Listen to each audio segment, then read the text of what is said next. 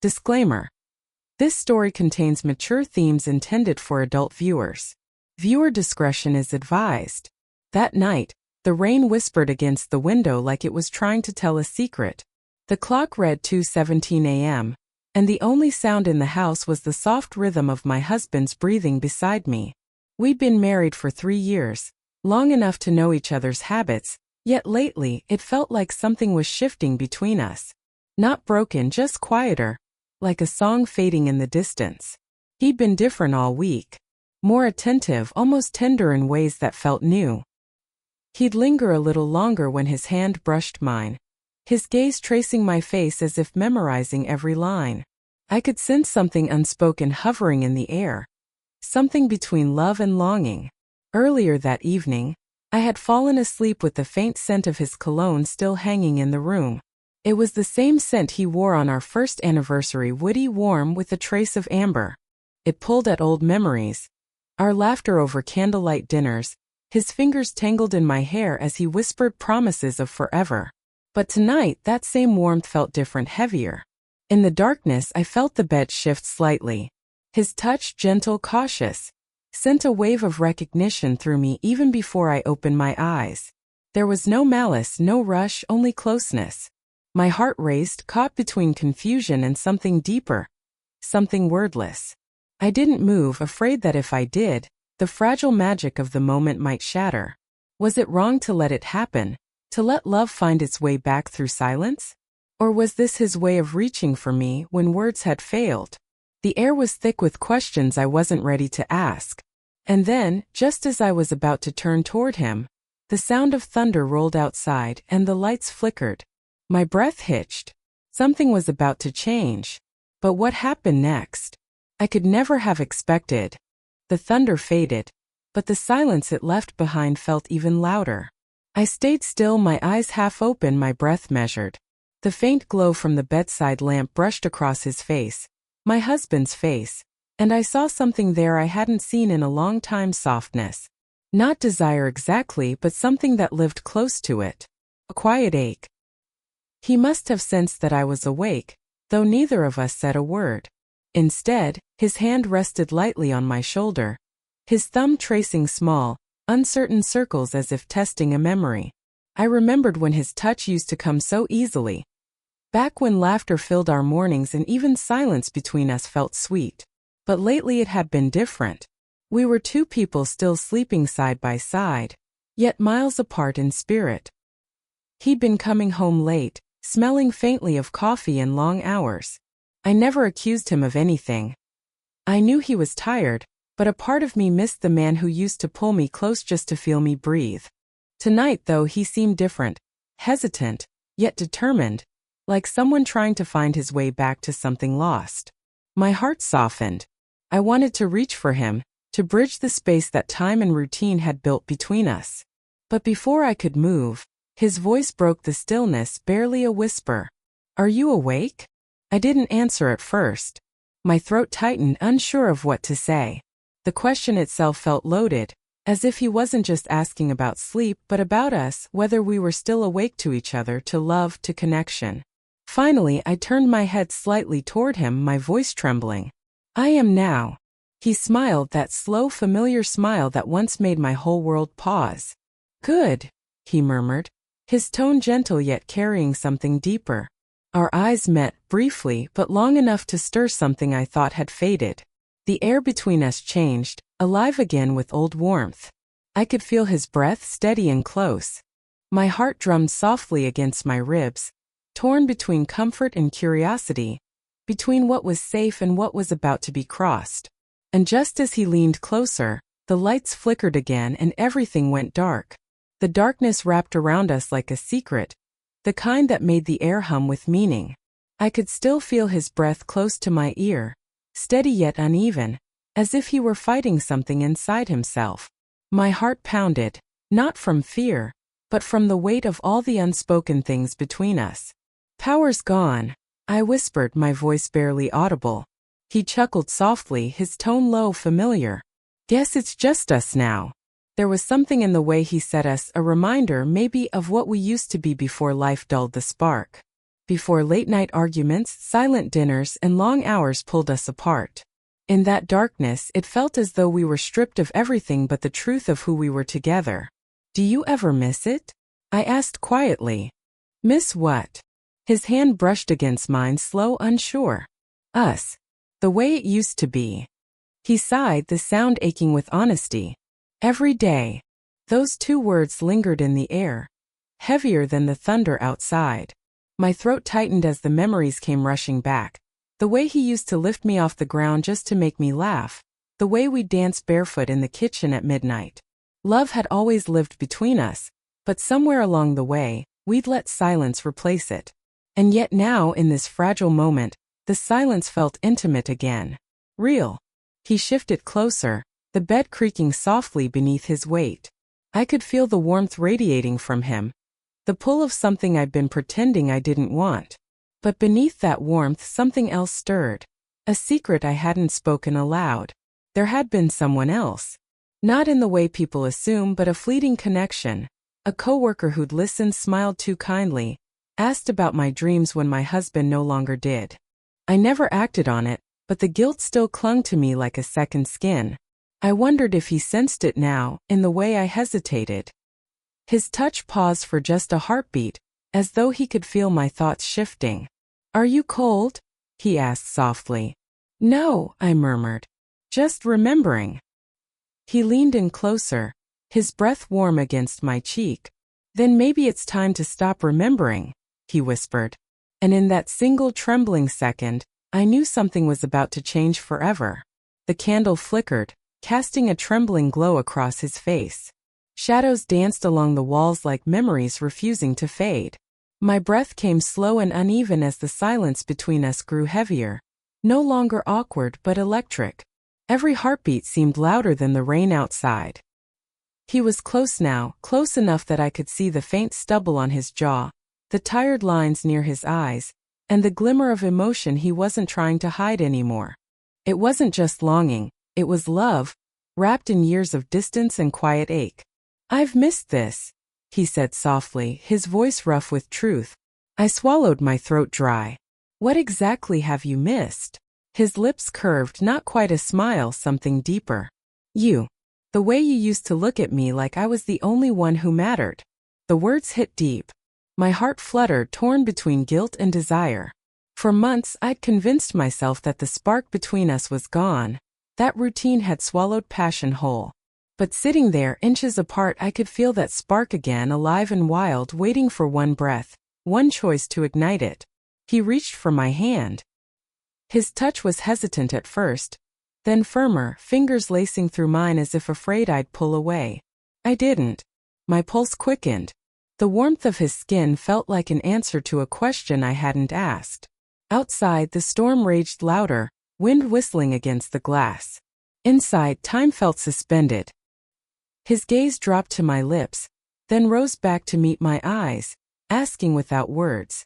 "Do you still love me?" he asked, barely more than a whisper. I hesitated, my breath trembling. I never stopped. That was all it took for the air to shift. The tension between us cracked open like thunder itself. His thumb brushed across my cheek, tracing the corner of my mouth, a touch so gentle it sent a shiver down my spine. Everything around us, the storm, the flickering light, the years of silence, seemed to vanish, leaving only this moment. I closed my eyes, waiting for what would come next. But before it could happen, the candle suddenly went out. Darkness. Only our breathing remained. And in that breathless silence, everything changed. The room was swallowed in darkness once more. Yet it felt brighter than ever inside my chest. I could hear his breath close to mine. Steady, controlled, but charged with everything he wasn't saying. The storm outside grew wilder, the wind pressing against the glass like the night itself wanted in. I could smell the faint trace of his cologne, the warmth of his skin mingling with the cool scent of rain. And then he whispered, his voice deep and low, cutting through the dark. "Do you want this us again?" The question hit me like lightning. My lips parted, but no words came out. Want? Of course I did. I'd been wanting it for months, hiding it under chores and small talk, pretending not to notice how my body still leaned toward him, even when my pride tried to pull away. But before I could answer, my phone buzzed faintly on the bedside table. The light from the screen lit up the room for a split second, and his eyes caught it. A message. One name. One moment that changed everything. He saw it before I could grab it, Ethan. The name I never meant for him to see. The coworker who had become my friend, my listener. The one who had unknowingly filled the void my husband had left behind. The silence that followed was different this time. Sharp. Heavy. His jaw tensed, but his hand didn't move away from mine. Ethan? He asked quietly, too calm, which made it worse. It's not what you think, I said quickly, my voice trembling. He's just someone I talk to. When things got hard between us.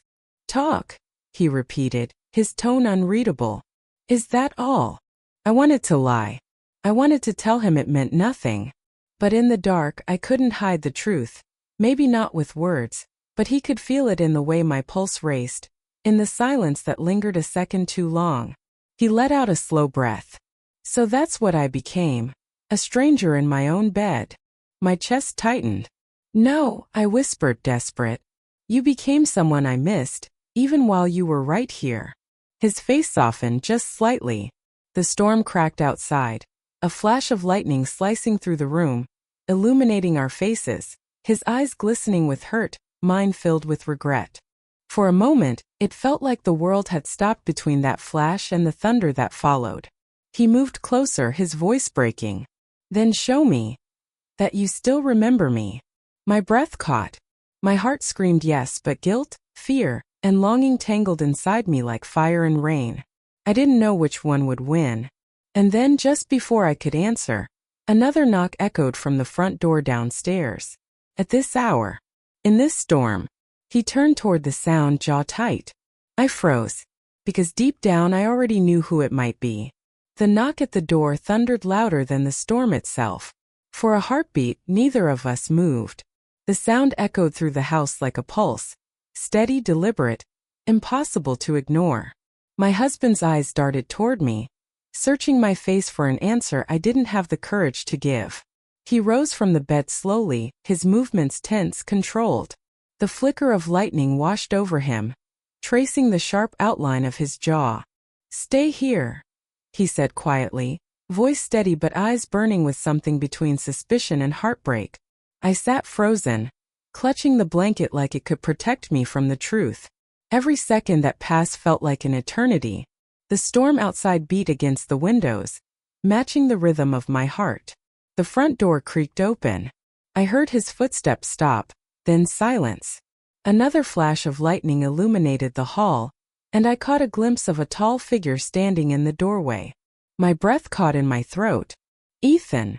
My voice trembled. My husband turned back, his expression unreadable. So it is him. Ethan stepped forward, soaked from the rain, his voice shaking. I didn't mean to come here.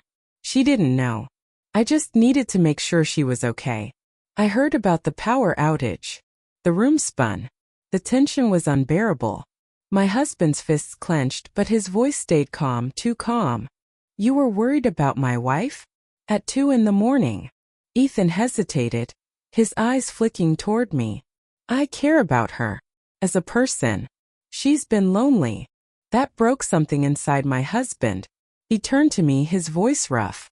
Lonely? Is that what we are now? Just strangers pretending.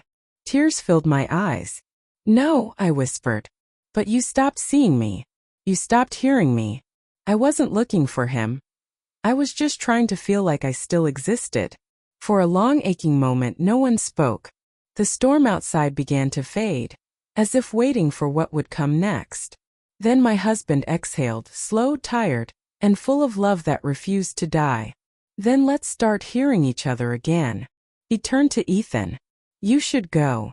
Ethan nodded, wordless, and disappeared into the rain. As the door closed, silence filled the house again. My husband reached for my hand, his touch warm, trembling. Let's stop losing each other in the dark. And somewhere deep inside I knew, this was not the end, but the beginning of something we'd have to rebuild from the ashes. The morning light crept slowly through the curtains, soft and forgiving after the storm. The air inside the house felt still, cleansed, almost peaceful. I sat by the window wrapped in a blanket, watching the drops slide down the glass. The world outside seemed new again, quiet and washed of all its noise. My husband entered the room silently, carrying 2 cups of coffee. He handed me one without a word, and for the first time in what felt like forever, I didn't feel the weight of silence. It wasn't cold anymore, it was calm, healing. We sat side by side, watching the last remnants of rain fade away. His hand brushed mine, tentative at first, then steady. There was no need for apology, no grand gesture. Just a quiet understanding that love, real love, isn't always about perfection. It's about choosing each other again, even after the storm. I shouldn't have let things get so far, he said softly, his eyes focused on the window. I forgot that being here isn't the same as being present. I smiled faintly, tears pricking my eyes. And I should have told you how lost I felt instead of finding comfort in someone else's words. He turned to me, his gaze gentle. We both made mistakes. But maybe that's what love is, finding your way back, again and again. The clock ticked quietly in the background. The house smelled of coffee and rain. I realized how much I'd missed this, simple mornings, no anger, no walls between us. Just 2 people trying. He reached up, tucking a loose strand of hair behind my ear. Let's start over, he said, smiling faintly. No pretending, no silence. Just us. I nodded, my heart swelling with something fragile and true. Just us. Outside, the sky opened to soft sunlight. The storm had passed, but its memory lingered, reminding us how close we'd come to breaking, and how love, when it's real, doesn't shatter. It bends, trembles, and somehow finds its way back home. And as his hand closed around mine, I knew this wasn't a perfect ending.